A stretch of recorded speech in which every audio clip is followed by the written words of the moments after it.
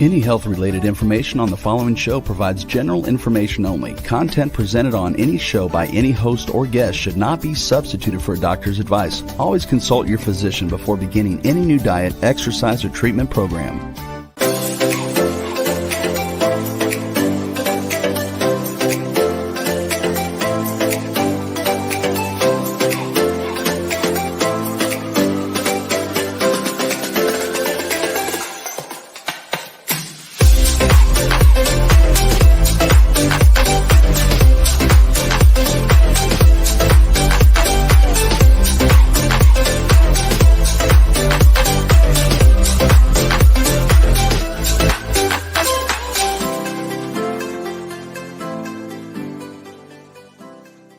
Hello, everyone, and welcome to the Inspired and Empowered Living TV show and podcast. We are live Tuesday mornings at 11 a.m. Eastern on talk4tv.com, w4wn.com, and my YouTube channel. And today we will be talking about having healthy communication and resolving conflicts. So, discover how to solve arguments in your relationships with healthy communication. As you settle disagreements, intimacy and cooperation grows. Learning conflict resolution is a crucial aspect of fulfilling relationships and an important key to living an inspired and empowered life. So, together, let's create a life you love. I'm your host, Nanci Deutsch, licensed clinical social worker, certified hypnotherapist, and intuitive breakthrough expert. And I combine my counseling, coaching, and intuitive abilities to transform lives. And the show is not a replacement for therapy or counseling. It is for educational purposes only. So, and we have Allie in the house. Good morning, Allie. And Rebel posted my YouTube just in case. But Rebel, I'll ask you to post it again shortly in a little while when I share the exciting news. So that will be coming up around halftime. This will be the halftime show. Anyway, people will find out. And we have Lauren. Good morning. Good morning, Lauren. Welcome. Glad to have you in the house. And so what I want to do before we go into new information, I really wanted to answer questions from the last couple of shows that I didn't get to answer. And they're important questions. So, as all your questions are, just to let you know, I appreciate all your questions. So keep them coming. So somebody asked, what happens when you carry your baggage from one relationship to another? So what happens is your baggage, I'm putting it in quotes, your stuff is your stuff. And unless you are working on clearing and healing your stuff, it will continue from one relationship to another. And if you find yourself complaining, why do I always end up in these same types of relationships?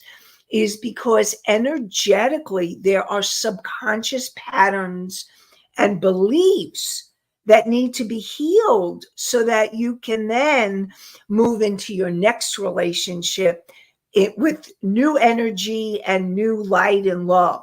So before I go on, I will share my quick Psych 101 lesson so that we're all on the same page. You have your conscious mind, and your conscious mind is the part of you that decided to listen or view today. And thank you, conscious mind of yours. Your conscious mind makes decisions. It makes decisions based on the information you have at the time. And when you're consciously making a decision, you're in present time. However, very often, your decisions, your thoughts, your beliefs, your emotions are coming from your subconscious mind.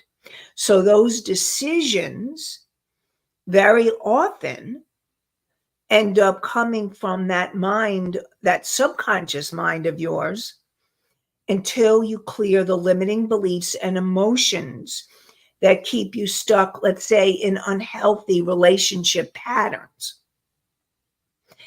And your subconscious mind is the part of you from the moment you were conceived to present time that has recorded every moment that you've been alive. And it also, in your subconscious mind, are also information from your ancestors and from your past lives. And I see we have Tyrone. Hello, Tyrone. Glad you're joining us. And as always, I welcome all of you. So glad you're here. And so your subconscious mind has all that information that needs to be healed in order for you to have those healthy relationships and create new healthy relationships. So your baggage is in your subconscious mind, that those limiting beliefs and emotions about your relationships. And when you work on the level of clearing the energy in your subconscious mind, that's when you can move into another relationship in a more healthy way. And so all of that is really important. And then you have your superconscious mind, which is the universe and your angels and guides and the higher aspects of yourself, like your higher self, the wise, unconditionally loving part of you, and your soul. So that's my quick Psych 101. Okay. So we're all on the same page. And those of you who have joined us, I always love to hear your questions. So please join us and ask your questions. So what happens when you carry your baggage from relationship to relationship? You will find the same patterns happening again and again until you clear it. Until you clear it. Okay, so Tyrone asks, how do you clean your subconscious mind?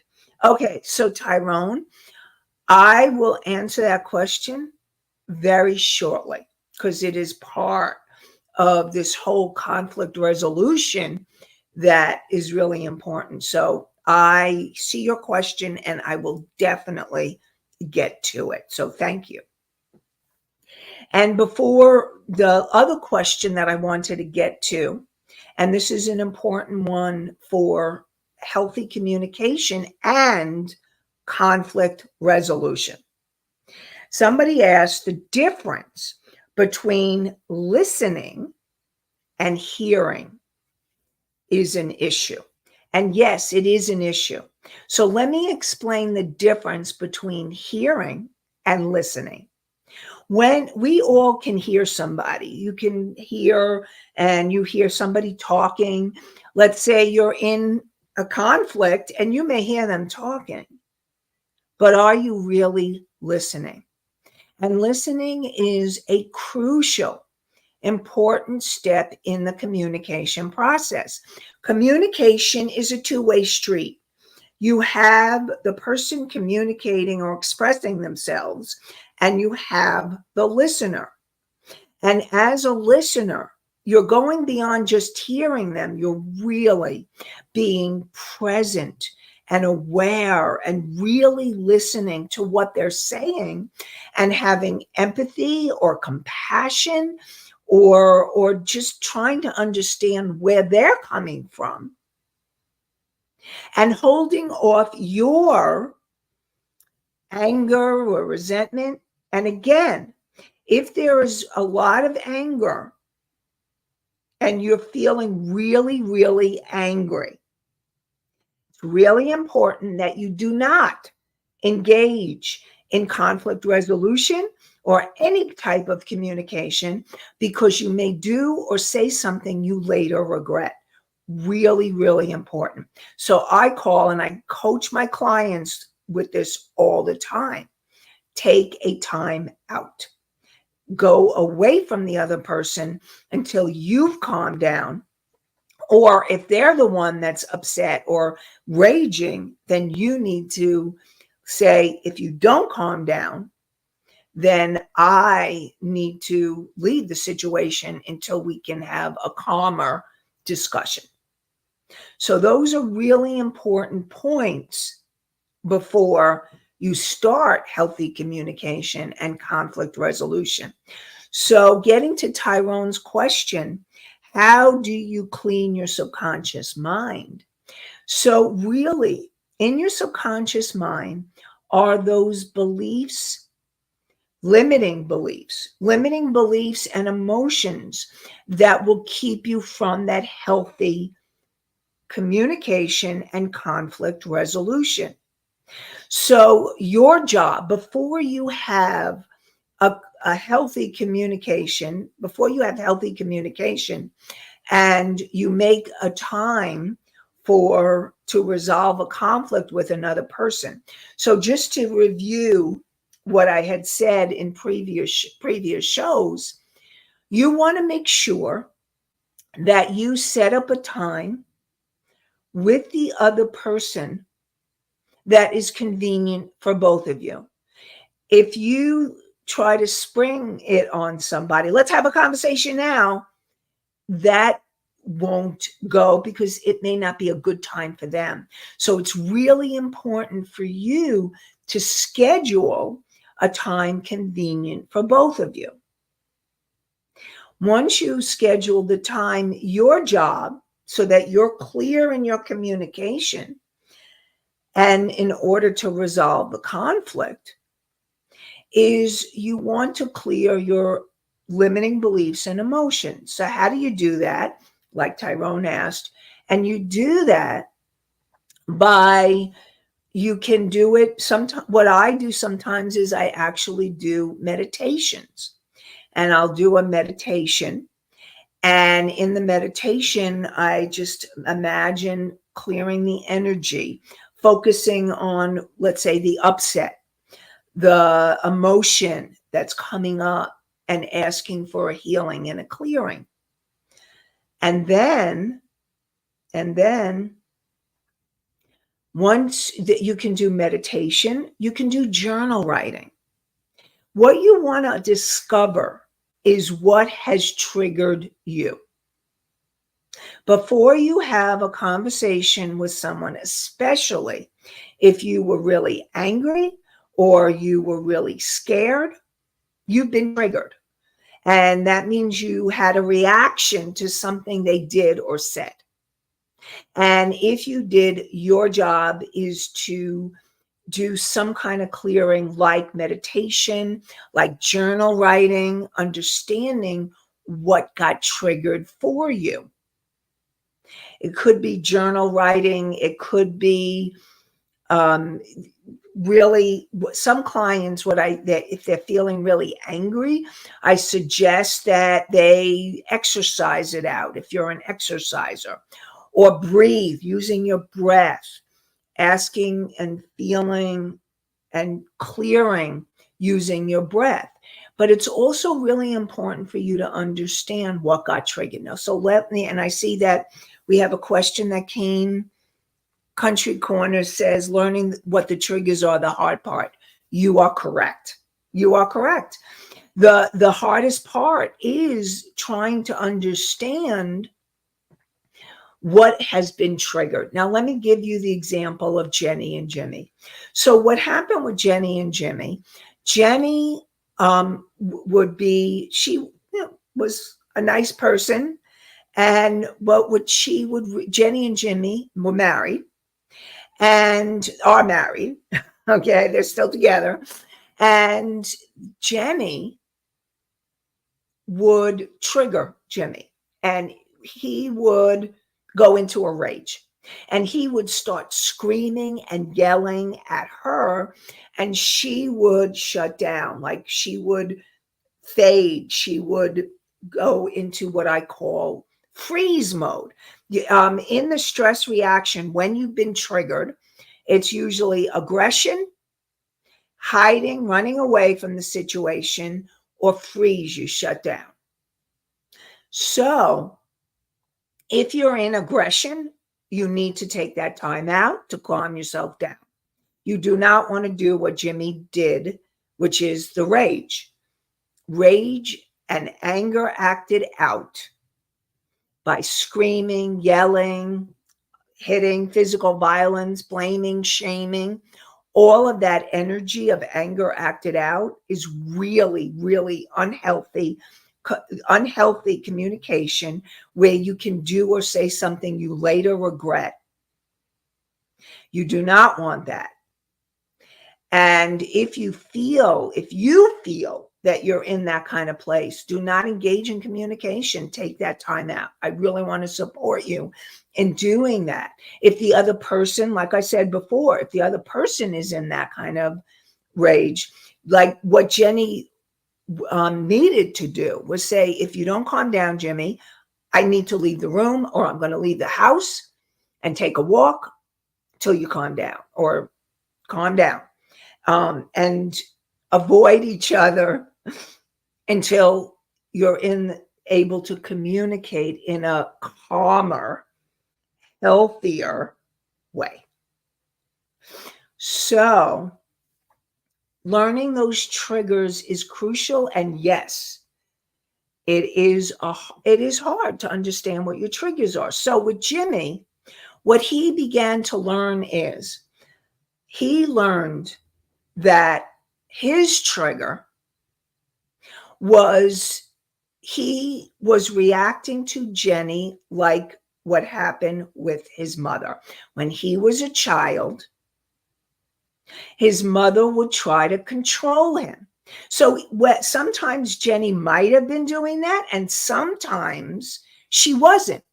But he was always interpreting her behavior, whether she was or she wasn't. Like I said, sometimes she was, because she didn't realize she was being controlling in her own quieter way. No, that can happen. It may not look like control, but it is. And so he would react to her as soon as she did anything, because he was reacting as if she was controlling him, even when she wasn't. And then what would happen for Jenny is her trigger was she was scared of Jimmy, because it reminded her of her father, who was a rager and abuser, physically abused her. And she would shut down. She was scared. And what happened is she would regress to an earlier state, to that little girl. And Jimmy would also, because when you are in an intense emotional reaction, you have regressed to an earlier state. You have become the child you. And so that's why it's really important for you to learn how to be able to know what your triggers are and to work on calming yourself down. So clearing your energy is, you can use meditation, you can use exercise, you can use journaling. You can sometimes, what I do with clients when I'm working with them is I help them process and understand what is going on for them, what is being triggered. And usually what gets triggered is something of a need that isn't being fulfilled.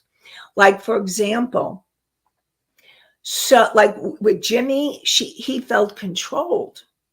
With Jenny, she felt scared. And then I have clients that feel unheard, not seen, not validated. I have clients that feel unlovable, not feeling loved by the person in their life. Now, this isn't only partnerships. I want you to know that these situations, yes, we're talking about a partnership, but these situations also happen in close friendships and, of course, parental relationships, because whether you're parents or you're caretakers, you can still react as an adult to them by that regression, what I was talking about, becoming the child and being then able to process through by using some kind of clearing. Now, sometimes clearing can be, there's tapping, EFT, emotional freedom technique.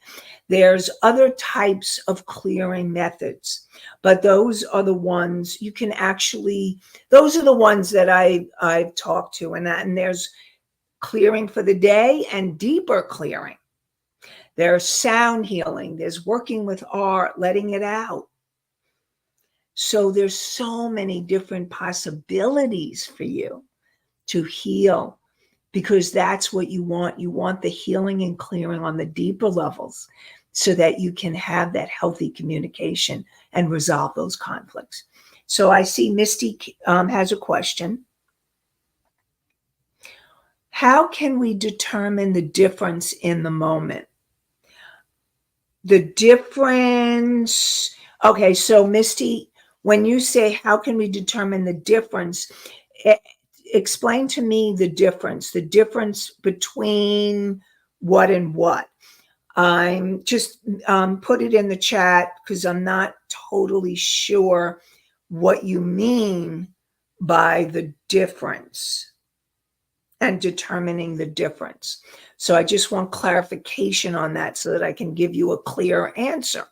And so this is a perfect example, okay, of really important, healthy communication. See, I'm not sure. I want to answer Misty's question, but I can't answer that question until I'm clearer on what she means by the difference. So the triggers and how to react to them. Okay, so how can you determine the triggers in the moment and the difference between the triggers? So very often, you may not be able to determine that in the moment.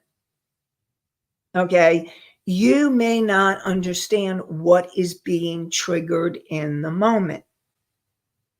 And if you're having an intense reaction, then you need time to take time out to help yourself process what is being triggered.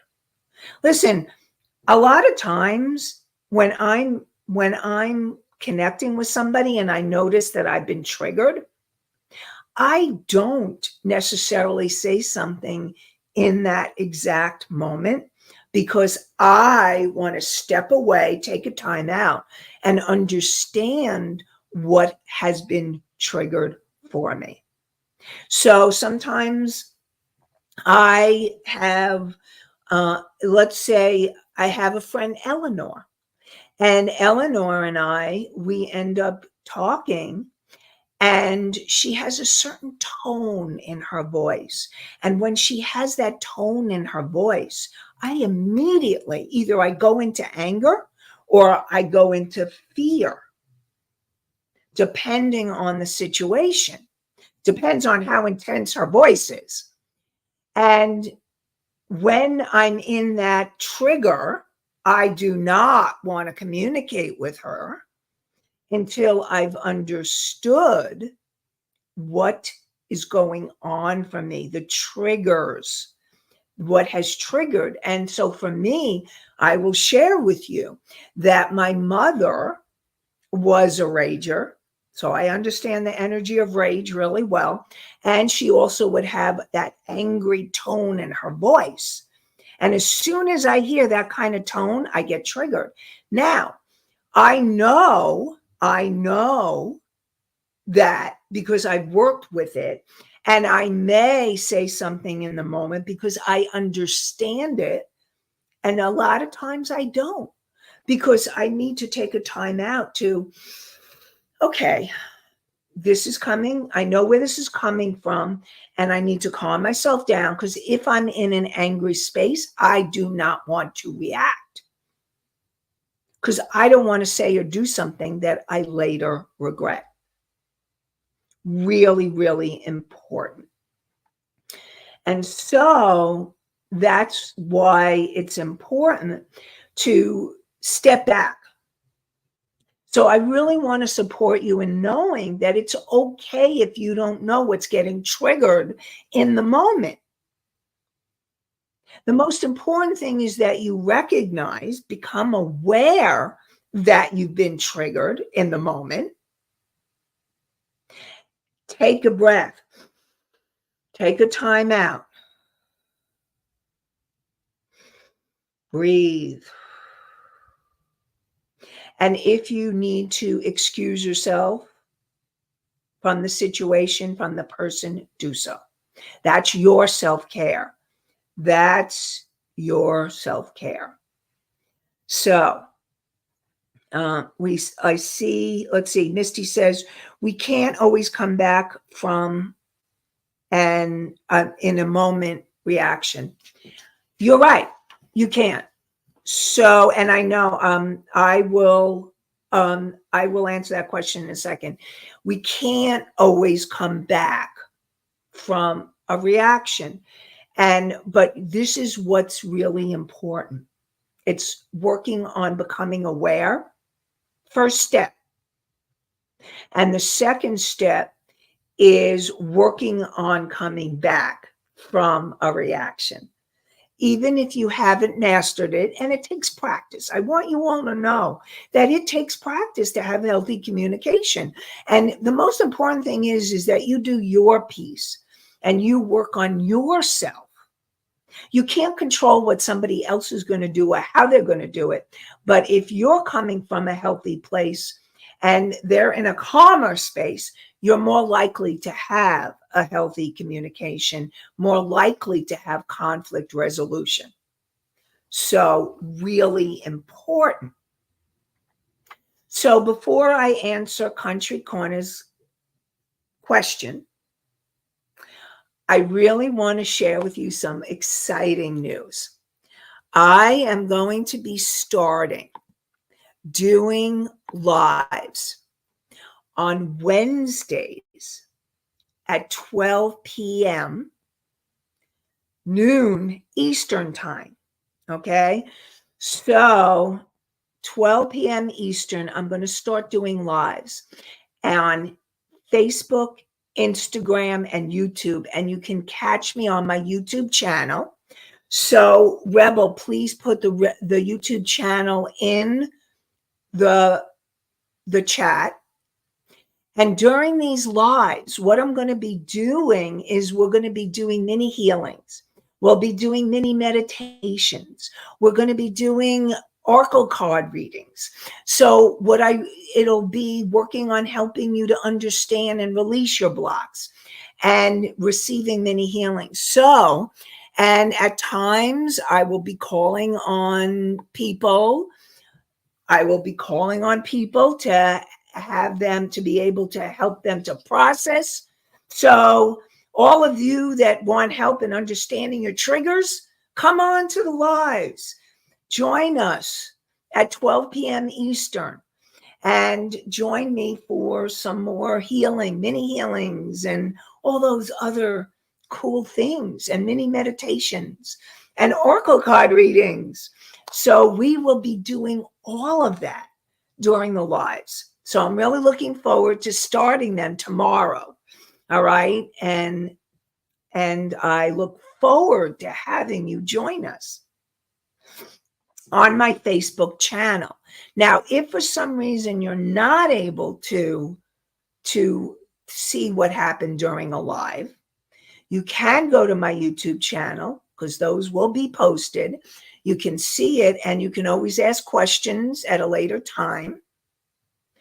And I look forward to connecting with you and seeing you there.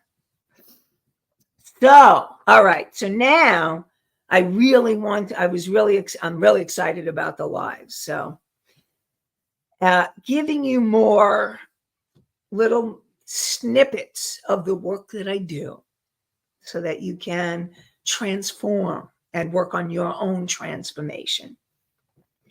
So Country Corners Gazette asked, why do tones of voice set things into motion? So it's really interesting. I don't have the exact numbers right now, but only a very small percentage of our reactions are to verbal cues. A lot of our reactions are to tone of voice, the nonverbal, the body language. Tones of voice is huge. And when you hear certain tones of voice, it triggers the old energy. Like, for example, for me, when I heard there's like this angry tone in a person's voice, in Eleanor's voice, when I would hear that tone, boom, it would trigger my mother. And so now, and listen, tones of voice is not just angry tones. It could be very fearful tones. I have a client where her mother had mental illness, where there was mental illness where I would say she would go in and out of states of psychosis. And she had a certain tone of voice. And when that client hears it, we'll call her Sadie. When Sadie hears it, it triggers her. And it triggers that old energy of what she had to do, because she was the one in the family that had to take care of her mother. And so Sadie would hear that tone of voice from someone else, and it would trigger feeling like she had to take care of them. And that would then end up getting her angry. See, that's the bottom line. That's underneath the anger, is because you want to find out what's underneath the anger. What is the issue creating the angry reaction? Now, very often, underneath the anger is hurt. You've been hurt. So, with tones of voice, and you'll notice, like I can give you another example. I on the phone with clients, sometimes I'll do telephone sessions, and I can hear and feel. I am intuitive, yes. When a client has disassociated or become unpresent, and I say, okay, where are you? What's going on? To bring them back to the present time. I can feel and hear they've not become present. You know when someone is present with you and not. Like, for example, you have somebody you want to talk to, somebody's watching TV and you're trying to have a conversation with them. Guess what? They're not going to be present. They may hear you. This is going back to that first thing. They may hear you, but they're not listening. So, really important. Really important. So, definitely, you want to, okay, we have another question. I don't know. Let's just send prayers if it's real. I'm not sure. And so now, how do you resolve the conflicts? The biggest piece of resolving the conflicts is your piece. Okay? It's really important. In order to resolve the conflicts, you need to have your piece covered. And if you're working on it, you can still have that conflict resolution. And also know that the clearer you are, remember I talked about healthy communication, is to know clearly what you want to communicate. When conflict resolution, that is crucial. The clearer that you are, the more easily you will be able to communicate what your side of the conflict is. Now, you want to set up some rules and guidelines. Really important to create that safe space. And here's the thing. You may be the one leading this because you're the one listening to the show. Now, if you're both listening to the show, congratulations. Or you may want to share the show to help your person. That could be a romantic partner, a spouse. It could be a good friend. It could be a relative, family member, or any of that. Conflict resolution is for any relationship. Now, in the business setting, it's going to be a little bit different. And I can talk about that at a later point. Conflict resolution in business or between coworkers or between employee and boss. That would be a little bit different than what I'm talking about.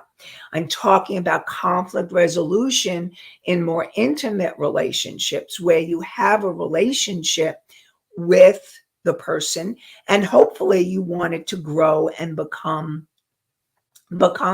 more connected and more intimate. Because when you work through resolutions, when you work through conflicts, what happens is that the intimacy grows.